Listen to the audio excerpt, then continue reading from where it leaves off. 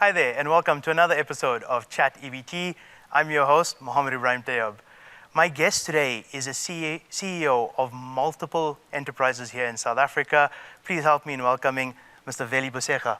Velly, thank you so much for being part of the show. Thanks for having me. Excited to be here. No, it's our pleasure. Velly, one of the things I love about the show is I get to hear all these different stories. And you get so many ranges, but most of them are so inspirational. Yeah. Now, in a preparation for this interview, I had a look at your story, and I gotta say, it really blew me away, man. I know I'm not gonna do it justice, so I'm gonna ask you, give us a little bit about a background on your journey to this point. Sure, thank you so much. It's over 2 decades ago. After I finished my matric, came to Johannesburg to further my studies.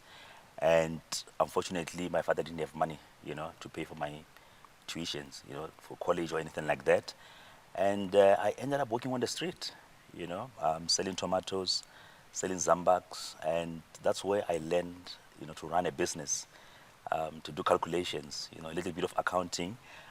So it began from there. And, after a few months, to almost a year, then I got an opportunity to work in a call center, and within 2 months, I was promoted to become a supervisor. From there, then I went to many companies, plus minus 10, where I was, a sales guy, senior sales guy, ended up being a director. And after almost 7, 8 years, I decided, it's time for me to go on my own. So I'm actually always curious about that decision, right? Because I think a lot of people have that fear of going out on your own. You have a stable income, now you need to go out, you're very, very keen. Talk us through that decision. What was that moment where you just said, okay, now it's time. Now I'm going to do my own thing? Yeah, and talking about that, it was a very scary decision, by the way. My wife was pregnant with our second child. You can imagine. Yeah. It's really not a good time to go on your own. So, yeah, but, I spoke to my wife and we decided, it's time to take the leap. Luckily I had the experience, obviously, within this field of advertising or media sales. Had contacts. I was known from Cape Town to Durban, had built very solid relationships, obviously, over the years. And I was part of this company that I was a director, and I was promised shares, so you can imagine it was not an easy decision. But then my wife and I decided that, we're going to definitely make this decision. And I can tell you now, I'm so happy that I did it. So that's why I made the decision. It was just within me that I need to do this thing. After working for so long, for those companies that I worked for. No, brilliant, man. Yeah. Now, of course, we speak about this a lot, right? Everybody, there's always a story behind the story, right? Yes, So we always see this very glamorous side, like, you started your own company and, it's done extremely well. It's ventured into other companies now. But I'm sure there's always that little hiccups, always those hurdles along the way. Talk us through some of those experiences, some of the difficulties in starting your own place. Absolutely, sure. I faced quite a lot of difficulties. One, it was the people issues. When you start a business as an entrepreneur, you are very passionate about your product. You know your product or the service that you provide. You've got a good relationship with clients most of the time. But the other area of managing people, most of us really, really struggle. Yeah. And I can tell you, for me, that was a struggle, As I mentioned before that, the business was growing quickly. Within our second year, we opened like a second office. The team was growing big. We had almost 30 employees, then. And then the people issue started to come, Obviously, now you need to have processes. There's no processes. There's no systems. Anyone is just doing whatever they want to do. You don't have process of, like, what time people come to work. If they come late, what do you do, And I learned a lot then, So I bought a book, by the way, because I'm an entrepreneur, and we're always trying to improve ourselves. And it's called Get a Grip, on your business. This book changed my entire business and my life, because within that business, what I learned is that, number one, we needed to have a vision, and it introduces us to what you call a VTO, which is a vision tracker, that you can use within your organization, from employees, to departments, to weekly goals, to daily goals, all these things. Then we started to bring those things into our business, and our business began to improve. But before then, it was chaos. So lack of systems, lack of processes. There was a little bit of chaos within that. Yeah. So those are some of the challenges. But with that book, and obviously bringing in an expert to help us to implement that methodology. Today, our business is running on the VTO. Yep. No, brilliant. And I'm so glad you mentioned the book aspect, because one of the things I did notice when I was researching, about for this interview, is that you are actually quite an avid reading fan and learning new skills.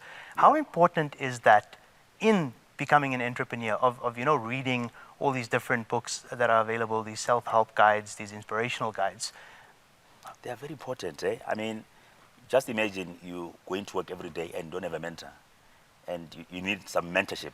So I didn't have a mentor. So for me, the biggest mentor was the books that I was reading, and I'm still reading them today. I mean, I've got almost over 1,000 audiobooks, on my phone. Coming here, I was listening to another book on leadership. Yeah, because I believe that for me to improve, I need to learn from someone. And the guys that have written the books, they've been there, they've done that. What is a better way of learning something new than to, learn from someone that has been there? So it is very, very, very, very important. You can know your craft, but you can still learn from other people, and that's how you improve yourself. I think that's such an important message, because I think a lot of people obviously go into business, and there's sort of like that mindset that, I know about my business. I've been in this industry for 10 years. I've been in this industry for 15 years. But I love how you said that you've obviously gone into multiple businesses, you've succeeded in multiple businesses, but you still look at it as, I need to be continuously learning. Yeah. How do we get people to, especially, some of the younger entrepreneurs out there, how do we get them to change to that continuous learning mindset? Yeah. I mean, like what you just said now, you can never be at the point where you think you know it all, right?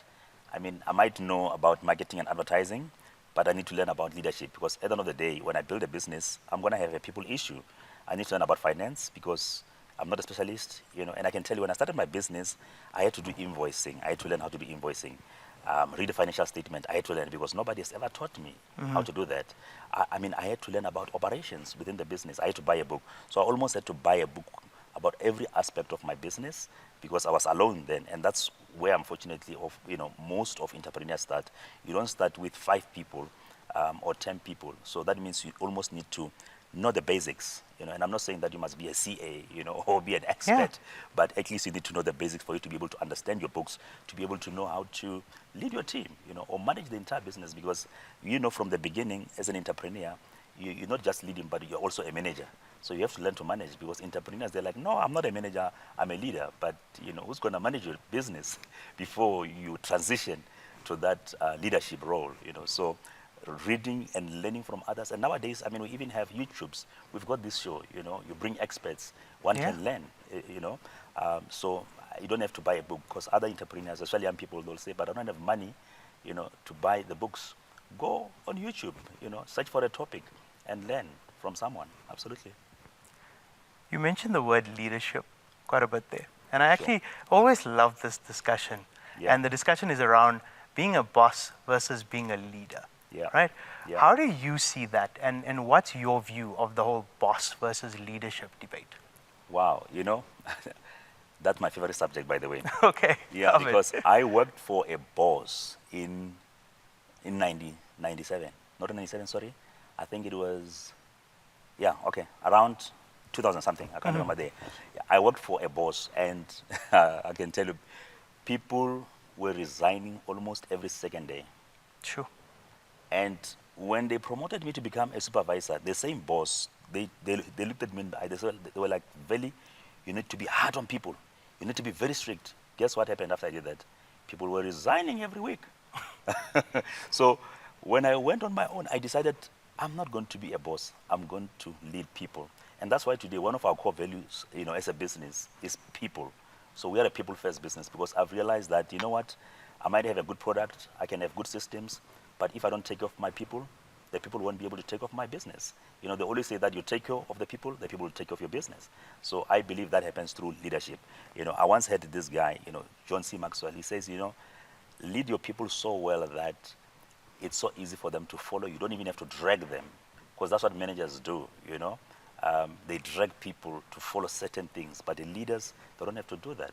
All they have to do is to lead. And, they say leadership is influence. So, they just have to influence the people, and people, they follow them. So that's what I've learned, absolutely. And what would you say you've learned as a really, or rather your best leadership technique? How do you like to lead? I love to live through love, by being genuine, not because I think in business, sometimes we fake it a lot. If I'm just going to lead the people because I care more only about the bottom line, people, they're going to eventually see it.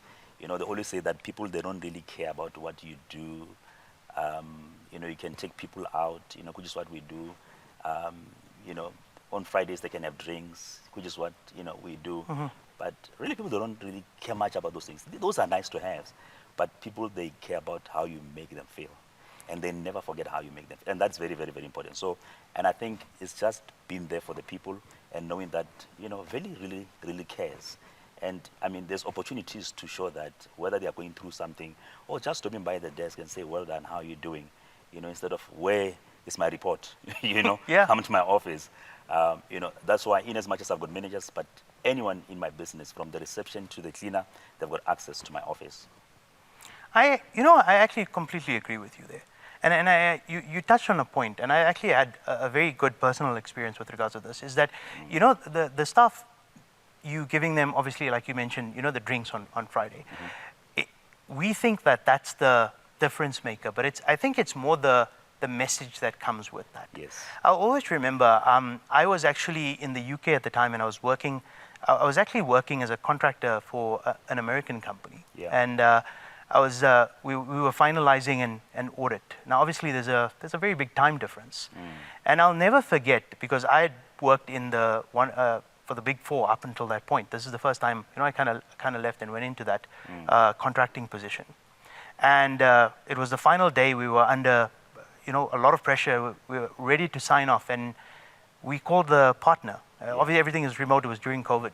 And I'll never forget, the first thing the partner said is, hey, isn't it midnight in the UK? What are you doing awake? And I had a bit of a shock, because I was like, it's deadline day. We need to sign these financials, you know? Yeah. But I think the fact that he asked that was so important. And then he went one further. I'll always remember this, and it was sort of like a turning point in how I saw, again, boss versus leadership, you know? Yeah. He actually told me, what are you doing tomorrow? And the first thing that went through my mind is, oh man, I'm going to have to work on Saturday. Like, Sure. You know? Yeah, and he yeah. said, no, you know what, tomorrow, I know your wife must be sleeping. Yeah. Wake her up, take her for a lovely dinner. It's on the firm. This is your budget, but we'd really like you to take your family out for a meal. Yeah. Wow. And again, it wasn't the free meal, Sure. but it was, wow, okay, that was very unexpected. Sure. And that just showed me, again, I think it's the message behind getting something. Sure. That's the most important thing. And I completely agree with you. It's very, very vital. It is. And the fact that, you know, you still remember it even till today. 100%. Was Yeah. how it made you feel. You felt like this guy, you know, they really care, you know, right? Definitely. Yeah, that's amazing. No, 100%. And it really, really makes a difference. I think, you know, most people, when you mentioned it's just, you know, it's a bottom line, you know? Yeah, just tick the box. Yeah, and I think a lot of people look at, salaries, it's an expense line. But if we Yeah. look at it, people are our assets in our business. That's one of our most important assets. They are, even in the day of AI, yeah? People, Very true. they are the most important assets ever. Absolutely. No, 100%. Yeah. What are some of the, you know, we spoke a lot about learning, right? What are some of the most important lessons you've learned Yeah. being an entrepreneur? Wow. I think one of the most important lessons that I've learned, especially because, you know, I love products, by the way. I'm a digital entrepreneur. I mean, I register almost domains. Once I've got an idea, I just register domains. So Yeah. I don't, like, there's a couple of thousands domains that I own, you know, today. And I've learned that sometimes I need to get out of my own mindset, because I can lock myself into an idea, and after doing research and think this is it. So, I mean, that's why over the years I've started a lot of businesses, and most of them, obviously, they failed, you know, made a lot of bad investments. So I've learned that sometimes I need to come out of my own thinking and talk to other people. If there's an idea, instead of me just locking myself in and deciding that, you know what, this is it, I need to talk to people. And I can give an example. For instance, you know, I had this business idea, you know, a few years ago, and I thought this was going to work, put money behind it, hired some people, and it failed. And I realized later that, you know what, all I was supposed to do was just to obviously share with someone that maybe they're in the same industry and say, look, I've got this idea. With your experience, do you think this can work? You know what I'm saying? Or even talk to these potential customers to ask them, can this work? And I think most entrepreneurs, we've got that problem whereby we just lock ourselves into our ideas and think, what, this thing is going to work. I mean, I talk to entrepreneurs all the time. They'll be telling me, Velly, I've got this beautiful idea. This thing is going to work. I'm going to make billions. And then once you talk to an expert or someone in the same field, they're like, no, this thing's going to fail. And you feel like, wow, So, yeah, so that has been like the biggest lesson for me. So nowadays, when I've got an idea, first thing first, I talk to someone about it and I share, and then I talk to potential customers and see if this can work before I even go and waste money. But I think also on what you said, it's that willingness to listen as well. Because I think it's very great and very important. I agree with you talking to other people, but I think a lot of people want to sort of just get that, yes, it's a brilliant idea, but they don't want to hear the bad side. So I think it's equally being open to hearing the bad side of it. You must trust me, it's going to save you a lot of money and a lot of travel and a lot of stress. So, very true. Yeah, I've done it, and I can tell you, I'm not going to do it anymore. So now I'm willing to listen. And I want to touch a little bit, and that's actually a really great segue into us talking a little bit about the SME Summit that you founded and have coming up. Yeah. Obviously, that's around sharing information and sharing advice. Tell us a little bit about the summit, how it came about, and what's the plan for it for next week? Sure, absolutely. Thank you so much. So the SME Summit, we launched it last year, and this is going to be our second event. Prior to that, we had other events, obviously, before COVID, and then, they all had to stop. But now we are back in the game with our first event. And how this funding summit came about is because of our publication called SME South Africa, yes. Which we've been running this business for the past, 12 plus years. And we've got over 100,000 entrepreneurs, that are reading our stories and that are coming to download the resources and so forth. So we realized over the years that the majority of our SMEs, when they come to SME South Africa website, they're looking for funding. I mean, thousands of them. And, a few years ago, then we decided, what, let us partner with some of the funders so that these guys don't just read about the steps to get funding, but really give them access into these funders. So, then we decided to connect them with the funders. And later, we ran a survey and asked them, guys, what else can we do? And many people were like, no, you know what? Is there a way for you to bring all the funders in one place and, obviously bring also opportunities, for entrepreneurs so that we can be able to really get money? That's when then this idea came about, for the funding summit. And we're very excited. So what we are doing next week on the 18th, we are bringing funders, banks, we are bringing experts, on funding, on procurement, and compliance, partnering with government and the private sector so that SMEs, they can have like a one-stop shop within that entire day. An SME can talk to a bank, they can talk to a funder, they can talk to a venture capitalist or an angel investor and pitch their ideas, and obviously the biggest thing after that is to connect with other entrepreneurs. Brilliant. And I like the part that you mentioned there at the end, connect with other entrepreneurs. Yeah. Because I think through that, it's always also, learning, being able to ask the questions, as you just mentioned. Absolutely. But yeah, do you think, you mentioned funding and you mentioned venture capital there. Yeah. Now I think venture capital, although it is definitely happening and it's not as big here in South Africa as it is in some of the other places in the world. Yeah. Do you think there's a space for venture funding here in South Africa? There is. There's a big space for venture funding. And we've got a lot of good ideas, from our entrepreneurs. Our entrepreneurs, they are very, very innovative. But I think maybe the challenge that I've seen, because, I got an opportunity, obviously, and I always get opportunities to be invited, to pitches, to join some accelerator program and mentor other tech, entrepreneurs. And what I've seen, the challenge that we have in South Africa, in fact, compared to other markets, because, I can tell like a few months ago, I was in Botswana for a Techstar, a program, and I was a mentor there. And I was almost trying to differentiate the two markets, Botswana and South Africa. I've realized that most of our South African entrepreneurs, they come up with ideas that are going to only operate here within the South African region. Yeah. And when you look at like your venture capital guys, they're looking for ideas that can scale beyond South Africa, that can scale into other African markets or even go global. And we've got some very good examples. So the ideas are there, but I think we need to think bigger and, and to think outside of South Africa. That's how we can be able to attract the money. But the money is there and the ideas are there. Brilliant. Before we wrap up, going back to the SME Summit, for those viewers that are watching and, unsure whether they should be buying a ticket and coming to the SME Summit. What advice do you have for them, and what can they expect when coming? Sure, absolutely. I mean, if you're an entrepreneur, you want to scale your business, you want to grow your business, definitely SME Funding Summit is a place to be.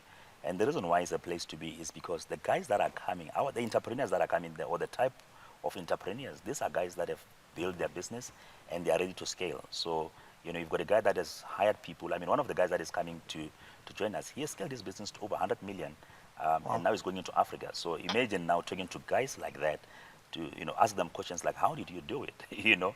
We had Sheldon, last year. Yeah. I mean, look what he's doing. The business. Amazing. Absolutely. So we've got guys. These are the type or the caliber of entrepreneurs that are coming to the Funding Summit. And of course, you still have people that are still starting their business. So you're almost going to have both sides. And you can be able to ask them, how can I do this thing? How can I grow? So yeah, definitely. But above that, you've got guys that are into funding. So you've got VC guys, you've got angel investors, and you've got an opportunity to pitch your business. Brilliant.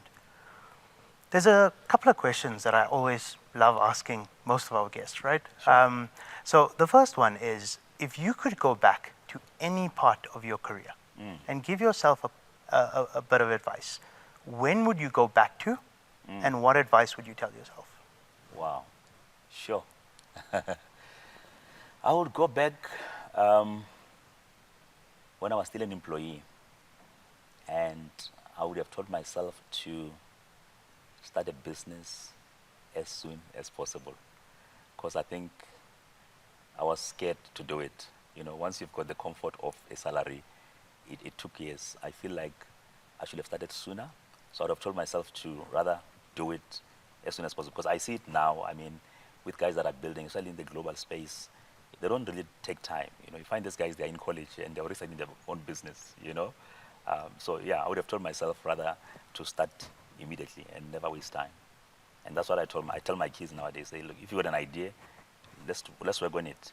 Don't wait until you're out of school, because there's no time to do that. Yeah. But I've always loved saying this, is that I think most people find the most difficult part is that 0 to 1%. I think, yes, 1% onwards is also difficult, but I think the most difficult part is actually taking that first step. Yes. And like you said, a lot of people are sort of hesitant to that with, I've got a salary and everything like that.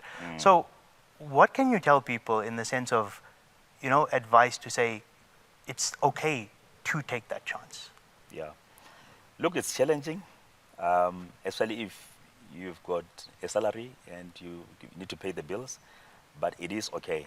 But I always say, in as much as entrepreneurship is very risky, by the way, and there's always a risk with entrepreneurship, but make sure, because I've met some young people, by the way, last year, who will just leave their jobs with no plan. At least have a plan in place, So when I left my job, I took my salary and I had some few savings, and I had to buy certain things, like a laptop. I needed an internet. So the things that you need. So you can't just decide, at least have a plan in place, but it is worth it. At the end of the day, if it's something that you're passionate about and the market needs it. So, and I want to come back to this point, before I even forget, your idea or your products, it needs to have a market. Must not just be a good idea. So there must be a market for that idea. So when I started my business, Velly Adclick Africa, during those days, a lot of brands, they were struggling to advertise in Nigeria, in Kenya. They didn't know what to do. So all I had to do, and remember, for the past few months, I was asking them questions. Guys, why are you struggling? What are the challenges? And I started to connect with people on the ground in Nigeria, Kenya, Ghana. So by the time I start my business, I know that there is a demand. I even asked them, I was like, guys, if I start this thing and I connect you guys, automatically within a technology, then, I had to build a tech for me to connect them so that they don't have to call in Nigeria or Kenya. Yeah. But they can just come to my tech platform and be able to place ads. They were like, Velly, we will do it. So I can tell you, I resigned, let's say, today, tomorrow, I had a very, very, very big campaign because of that, because there was a need in the market that I was meeting. So, in as much as you must take the risk, but make sure and really do this very well. Make sure that whatever service you're going to offer, there is a market for it. Oh, brilliant. What message do you want people to take away from our chat today? Yeah, look, especially to those that are struggling entrepreneurs or wanting to start something and it looks like things are not moving, I want to say to you that really, if Velly can do it, a guy that sold tomatoes, zambak on the street, I mean, anyone can do it. Because I know people, they look at the guys that have raised $1 billion. Those are inspiring stories. But there are those of us that are coming from rural areas that have to come to Johannesburg and work on the street. And I'm hoping that someone is inspired by my story. And that means it doesn't matter where you are, where you come from, or which background, you can still do it. Brilliant. Velly, thank you so much for joining us today. We really appreciate you taking some time to chat to us, and look forward to everything that you do. I'm really looking forward to the summit next week. Thanks so much. Hopefully we'll get to chat a little bit more then, but thank you so much for joining us, man. Thank you. We're looking forward to hosting you. Pleasure. All right, that's our show. I think Velly said it best. No matter where you come from, no matter what background you have, you can always do it with the right mindset. My name is Mohammed Ebrahim Tayob, and you're watching Chat EbT. Until next time.